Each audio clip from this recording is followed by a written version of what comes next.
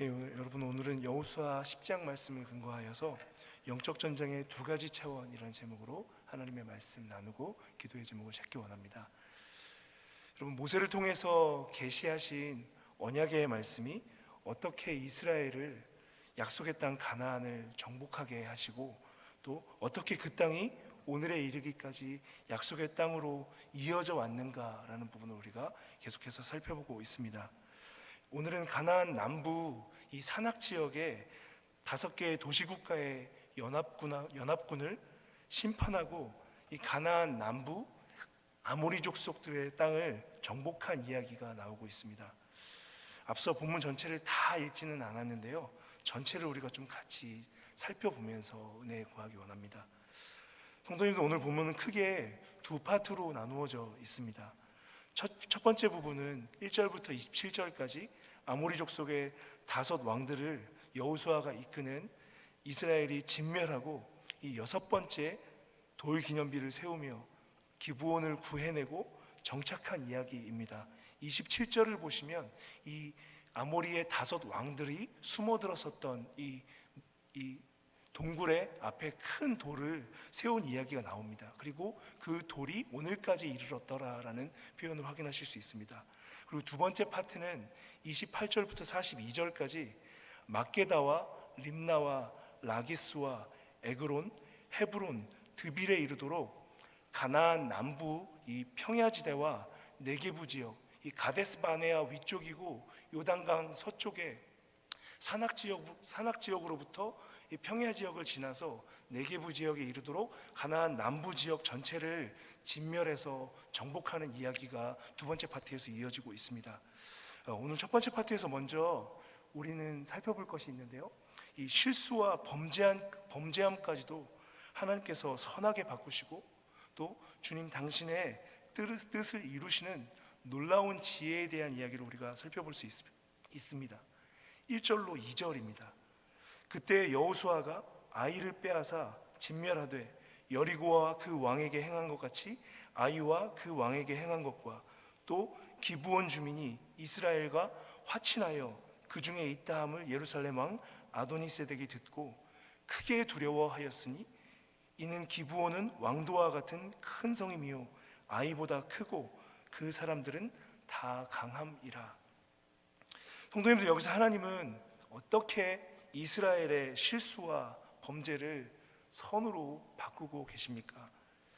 기브온과의 화친, 이것은 분명 신명기 7장 말씀을 어기는 이스라엘에게는 범죄한 것 사실이었는데요, 이 대적들에게는 이 사실이 어떤 일로 다가가고 있습니까? 오늘 두려움으로 다가가고 있다라고 말하고 있습니다. 특별히 2절은 크게 두려워했다라고 말하고 있는데요, 여러분, 이런 두려움은 이 주변 도시국가들이 연합하여서 나아오고 있는 것을 통해서도 우리가 확인할 수 있습니다. 5절은 아모리 족속의 5 왕들이 그저 그렇게 연합한 게 아니라 자기 그들의 모든 군대, 어쩔 수 없어서 그저 그냥 적당히 모인 군대가 아니라 자기들의 모든 군대를 거느리고 올라왔다라고 말하고 있습니다. 성도님들, 저는 이 부분을 묵상하면서 이런 생각이 들었습니다. 여호수아나 이스라엘은 이 사실을 알고 있었을까? 물론 여호수아, 갈렙 40년 전에 그 땅을 정탐하였을 때 어느 정도 그 사실들을 알고 있었을 수도 있습니다. 그러나 제가 생각하건대 오늘 여호수아가 이 하나님의 역사를 경험한 이후에 기록하면서 알게 된 사실이지, 그 현장 자체에서 여호수아도 이스라엘도 이 사실을 잘 알지 못했지 않았을까라고 저는 생각하게 되었습니다. 이런 와중에 기브온 사람들이 전령을 보내서 도움을 요청하고 있습니다. 여호수아는 모든 군사를 이끌고 길갈에서 출정합니다. 6절로 7절입니다. 기브온 사람들이 길갈 진영에 사람을 보내어 여호수아에게 전하되 당신의 종들 돕기를 더디게 하지 마시고 속히 우리에게 올라와 우리를 구하소서. 산지에 거주하는 아모리 사람의 왕들이 다 모여 우리를 치나이다 하매 여호수아가 모든 군사와 용사와 더불어 길갈에서 올라가니라. 성도님들 한번 상상해 보십시오. 이 여호수아와 이스라엘 백성들의 마음이 어땠을까요? 하나님 앞에서 맹세한 사람들이고 화친하기로 한 사람들이니까 괜찮아, 하나님이 무조건 도와주실 거다, 그런 마음 가운데 여호수아 이스라엘 백성들의 마음이 태평했을까요? 아니었을 것입니다. 그들이 하나님의 언약을 어겼었다라는 부분에 대해서도 마음속에서 계속 요동치는 부분들이 있었을 것이고, 물론 하나님께서 지속적으로 여호수아에게 강하고 담대하라 말씀하셨고, 그의 가는 걸음걸음마다 함께 하셨던 하나님의 역사 가운데 하나님을 신뢰하는 마음은 있었을 것입니다. 그러함에도 여호수아의 마음은, 또 이스라엘의 마음은 쉽지 않았을 것입니다. 복잡했을 것입니다. 이와 같은 때에 하나님은 어떻게 여호수아를, 이스라엘을 인도하고 계십니까? 8절입니다. 그때 여호와께서 여호수아에게 이르시되 그들을 두려워하지 말라. 내가 그들을 네 손에 넘겨주었으니 그들 중에서 한 사람도 너를 당할 자 없으리라 하신지라. 8절은 지금 어떻게 시작하고 있죠? 그때 여호와께서 여호수아에게 이르시되. 사랑하는 성도 여러분, 하나님께서는 이와 같이 언약 백성이 실수하고 넘어지고 위경 가운데 있을 때, 전쟁과 범죄함 가운데, 이렇게 복잡한 심경 가운데 있을 때 무엇을 보내고 계십니까? 하나님의 말씀입니다. 이번 부흥회 가운데에서도 우리 교회가 함께 경험한 사실 아니겠습니까?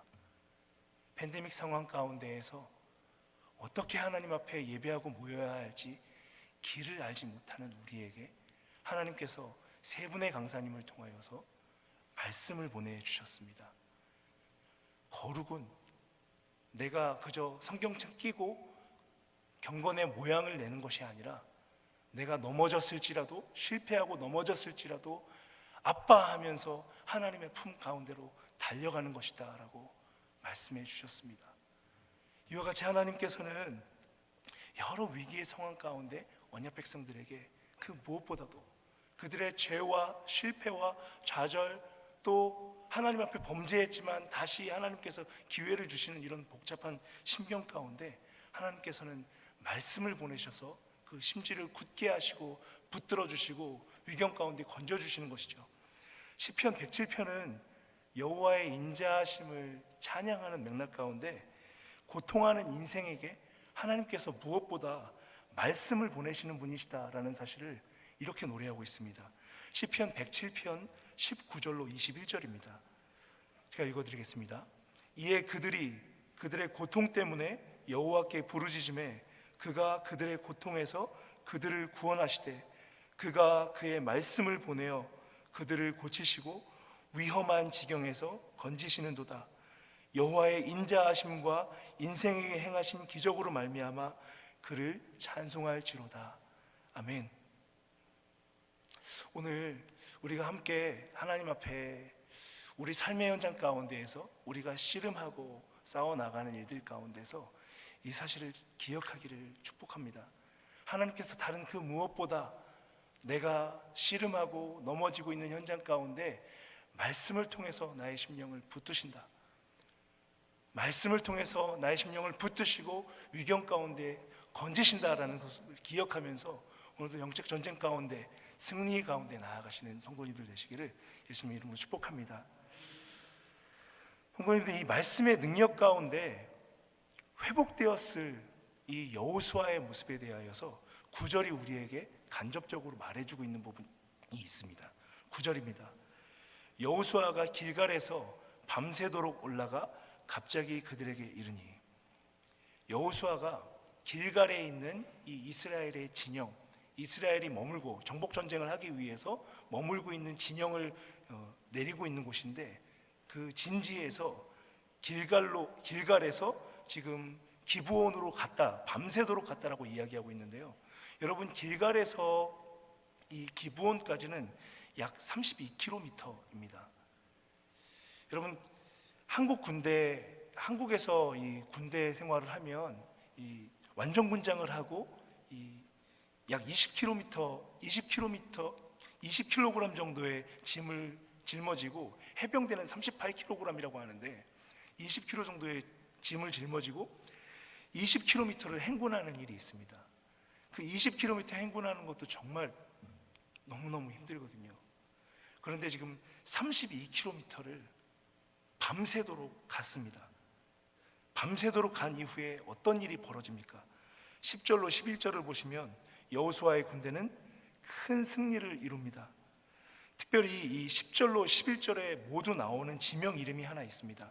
이 베토론의 비탈길이라는 이 지명이 나오는데요, 이 베토론의 이 비탈길은 이 가나안의 남부와 이 북부를 연결하는 이 통로와 같은 지역입니다. 이 하나님께서 힘을 주시고 위로하고 또 하나님의 말씀을 어겨서 화친하면서 이렇게 범죄함도 있는 상황 가운데 전쟁이 진행되는데, 하나님은 이스라엘의 실수를 놀라운 지혜로 하나님의 은혜 가운데 놀랍도록 바꿔주십니다. 이 전쟁에서 승리할 수 있도록 남부와 북부를 잇는 이 지역을 선점하게 하시고요, 이 길에서 승리를 주시는데, 이 베토론 비탈길에서 여호수아의 군대가 이 승리하는 이 현장 가운데에는 이 사람의 힘만이 있었던 것이 아님을 말해주고 있습니다. 특별히 여러분 11절 하반절에 보면 이 큰 우박덩이를 보냈다라고 하는데요, 이 하나님의 능력, 하나님이 이 전쟁 가운데 개입하시고 있는 것을 말씀하는 것 아니겠습니까? 11절 하반절은 이스라엘의 칼에 죽은 자보다 우박에 죽은 자가 더 많았다라고 밝히고 있습니다. 성도님들, 오늘 설교의 제목이 이 영적 전쟁의 두 가지 차원이다라고 말씀드렸습니다. 오늘 본문에 보시면 8절에도 12절에도 19절에도 이 대적을 이스라엘의 손에 넘겨주었다라는 표현이 3번 나옵니다. 하나님께서 연약한 이스라엘을 능을 주시고 힘을 주셔서 영적 전쟁을 감당하게 하시는데요, 이 영적 전쟁은 이와 같이 이 언약 백성들만이 싸우는 것이 아니라 하나님께서 친히 개입하셔서 함께 싸워주시는, 하나님께서 개입하셔서 이루시는 전쟁의 본질적인 측면이 있다는 것을 우리가 기억해야 합니다. 오늘 10장에서 이 기브온 전쟁, 또 가나안 남부 지역을 정복하는 전쟁 가운데 하나님께서 이스라엘을 위해서 싸우셨다라는 표현이 2번 나옵니다.